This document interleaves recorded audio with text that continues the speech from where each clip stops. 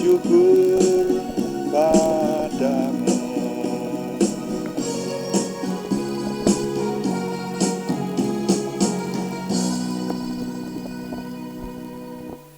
Bapa, kami mengucap syukur untuk waktu yang Tuhan berikan. Kami ingin merenungkan firman-Mu dalam doa malam hari ini.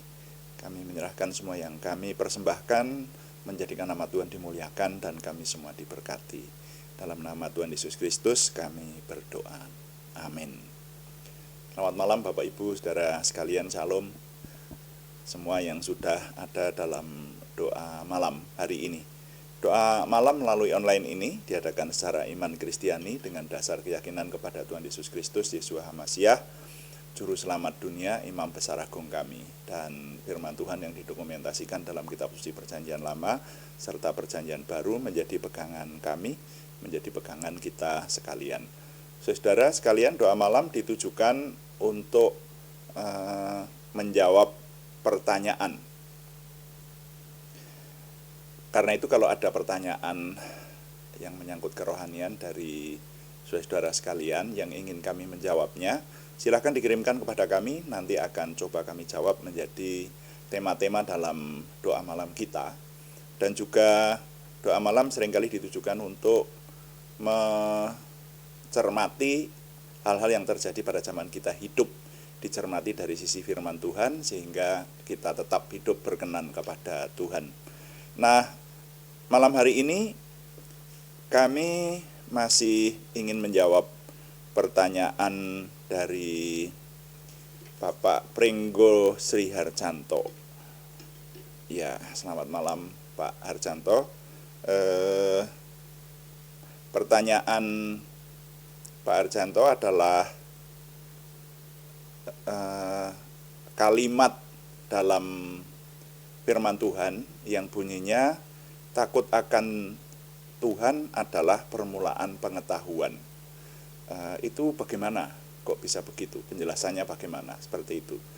Dan ternyata kalimat itu ada di Amsal pasal 1 ayat yang ke-7, saudara ya. Yang bunyinya, takut akan Tuhan adalah permulaan pengetahuan. Tetapi orang bodoh menghina hikmat dan didikan. Nah, kemarin sudah kita renungkan bahwa untuk mengerti akan hal ini memang perlu perenungan lebih dalam. Dan paling tidak ada 3 frasa di sana yang harus kita perhatikan, yaitu frasa takut akan Tuhan, kemudian frasa pengetahuan, dan yang berikutnya adalah hikmat. Nah, sebetulnya masih termasuk, nanti akan dijelaskan juga, orang bodoh. Nah gitu kan. Karena bunyinya di ayat itu adalah takut akan Tuhan adalah permulaan pengetahuan. Tetapi orang bodoh menghina hikmat dan didikan. Nah, ini kata-kata itu harus kita cerna semuanya. Nah, selanjutnya hari ini pada bagian kedua,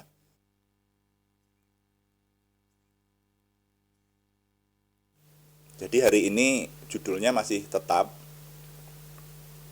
renungan kita hari ini judulnya takut akan Tuhan, mengapa permulaan pengetahuan? Tanda tanya. Ini bagian yang kedua. Nah, kali ini kami ingin mengetengahkan pembahasan mengenai istilah takut akan Tuhan itu sendiri. Nah, itu bagaimana? Dan saya ingin mendasarinya dari firman Tuhan di bagian yang lain, di Amsal pasal 14 ayat 27, dinyatakan demikian, takut akan Tuhan adalah sumber kehidupan, sehingga orang terhindar dari jerat maut. Takut akan Tuhan adalah sumber kehidupan, sehingga orang terhindar dari jerat maut. Dan sebetulnya kalau kita meneliti, kata takut akan Tuhan itu diketik dan dimasukkan di kolom pencarian di kitab suci gadget Anda, itu nanti akan ketemu banyak sekali. Ya, saya hitung lebih dari 75 kali. Takut kepada Tuhan, Takut akan Tuhan, takut akan Allah, takut kepadanya, nyanya huruf besar, takut akan dia, dianya huruf besar, itu lebih dari 75 kali, saudara. Nah, maka kita harus memahami ini takut akan Tuhan ini sebetulnya apa kok? Sumber kehidupan. Padahal kalau firman Tuhan berkata bahwa takut akan Tuhan itu sumber kehidupan, lah sumber kehidupan itu kan Tuhan. Iya toh? Tapi takut akan Tuhan itu disebutkan juga sebagai sumber kehidupan. Kalau begitu maka istilah takut akan Tuhan ini menjadi penting. Nah, takut itu sendiri kan perasaan yang sungkan atau cenderung menjauhi. Ya toh, orang yang takut itu mesti perasaan tidak enak sama yang ditakuti itu. Ya, contohnya adalah takut kepada hantu. Ada beberapa orang yang takut kepada polisi. Kalau naik motor tidak punya SIM, takut kepada polisi. Ya, takut kepada petugas pajak. Nah, jadi takut-takut yang seperti itu. Nah, takut kepada ular, ya misalnya. Ada orang yang takut kepada ulat, ya, kepada bahasa Jawanya ular itu ya. Nah, takut-takut yang semacam itu tidak bisa diantar. Ya, itu ada jenis ketakutan yang tidak bisa diantar. Tapi istilah di sini yang disebut takut akan Tuhan itu bukan begitu. Tapi takut akan Tuhan di sini ini di kitab suci dituliskan banyak sekali. Ajrih asih atau wedi asih. Nah, saya memberikan contoh. 2 Tawarikh pasal 26 ayat 5. Itu kata-katanya dalam bahasa Indonesia bunyinya begini. Ia mencari Allah selama hidup Sakaria yang mengajarnya supaya takut akan Allah. Dan selama ia mencari Tuhan, Allah membuat segala usahanya berhasil. Nah ini loh, jadi istilah takut akan Tuhan ini ada di banyak tempat, bagian dari Alkitab maksudnya. Nah, ini kalau dalam bahasa Jawa itu diterjemahkan ajrih asih. Panjenengane ngupati marang Gusti Allah sakjege Imam Agung Sakaria kang mulang muruk marang panjenengane supaya ajrih asih marang Gusti Allah lan saklawase Sang Prabu ngupaya marang Pangeran Yahweh. Gusti Allah ndadosake sakai pambudidayane oleh gawe. Nah, ini tadi yang di 2 Tawarikh pasal 26 ayat 5 tadi kalau dalam bahasa Jawa seperti itu. Terjemahannya persis ya yang sudah saya baca dalam bahasa Indonesia tadi. Jadi kata takut akan Tuhan itu diterjemahkan ajrih asih. Ini menjadi tambatan bagi saya untuk menjelaskan ya. Kata ajrih asih atau wedi asih itu artinya sama. Ajrih atau wedi itu artinya takut. Tapi asih itu cinta. Takut tapi cinta, begitu loh. Nah, makanya kata takut akan Tuhan ini kalau bahasa Indonesia itu agak miskin ya menurut saya ya. Jadi dalam menjelaskan itu takut akan Tuhan, takut yang bagaimana kan begitu. Tapi di sini ini dikatakan ajrih asih marang Gusti, ajrih asih. Takut tetapi memiliki rasa cinta kepada yang ditakuti itu. Ya jadi ada rasa respect, ada rasa ering begitu ya, ada rasa ya takut.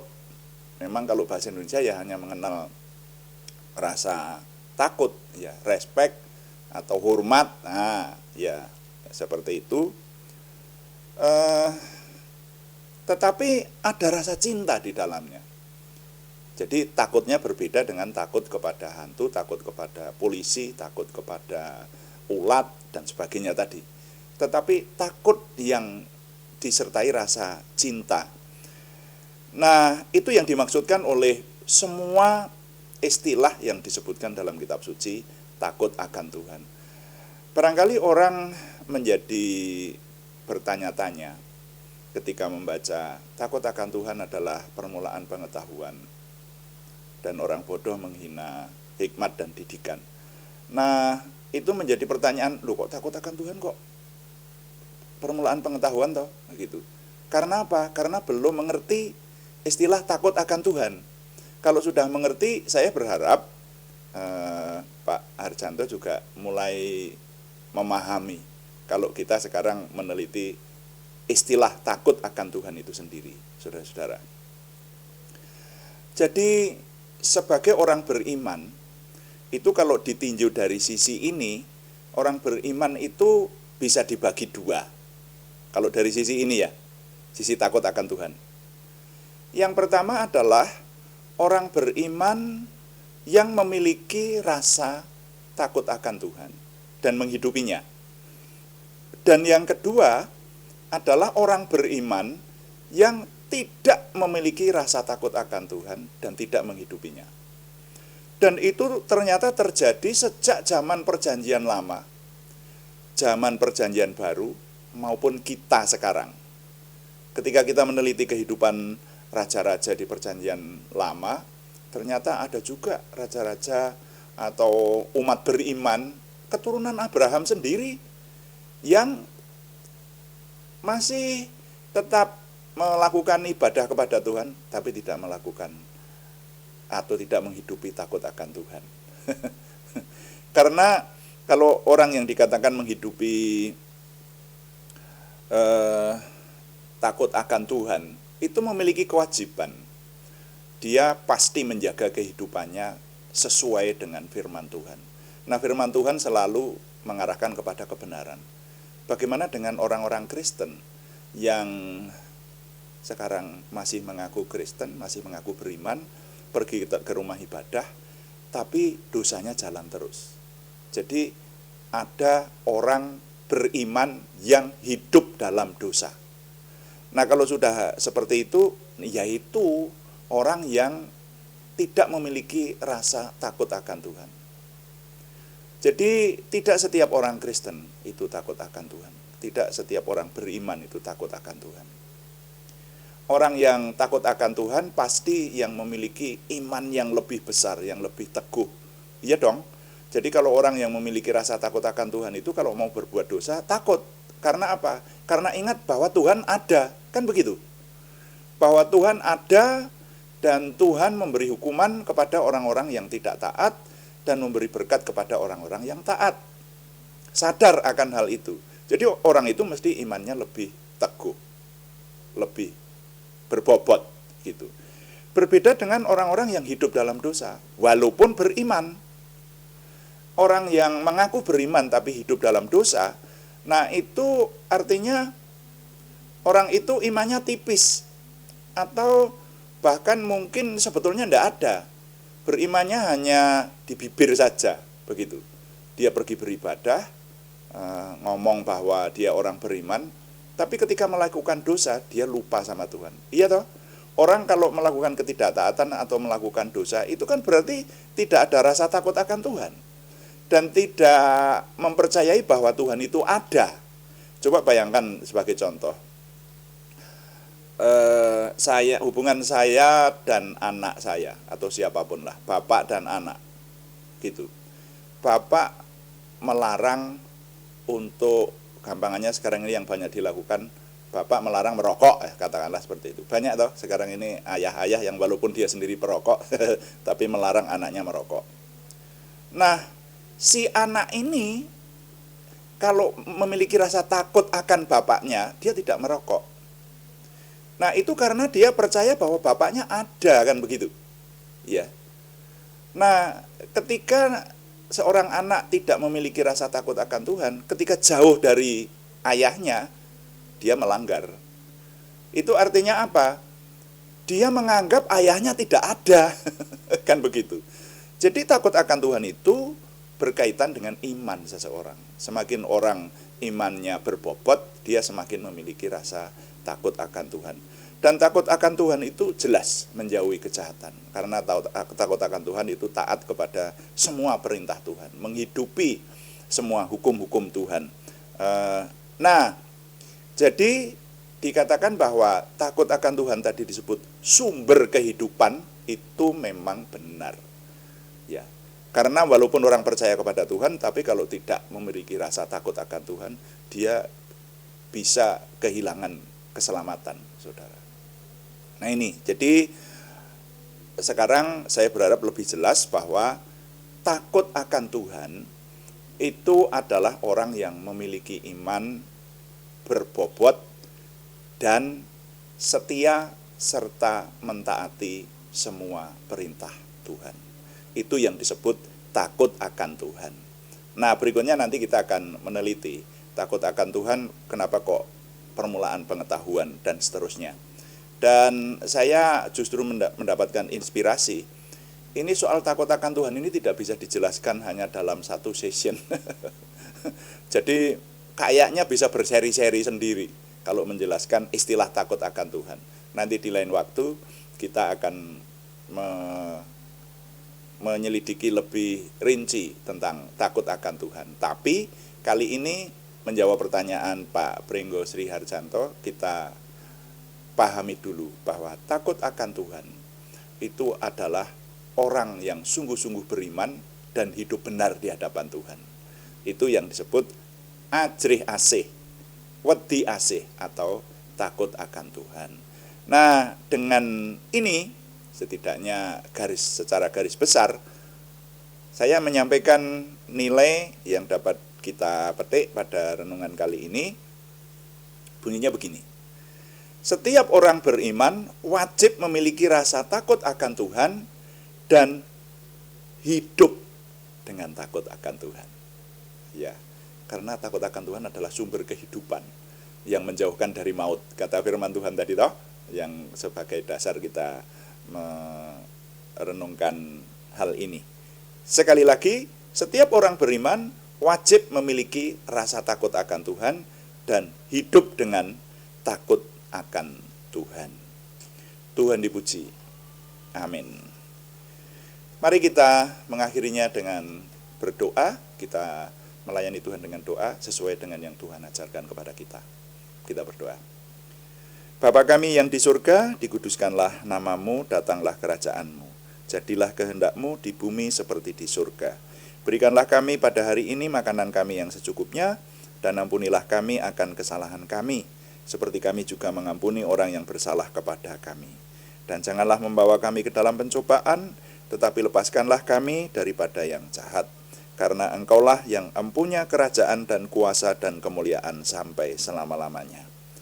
Tuhan, berkatilah kami dengan berlimpah-limpah, perbuatlah sesuatu yang besar dalam hidup kami, dan itu jelas berasal daripadamu.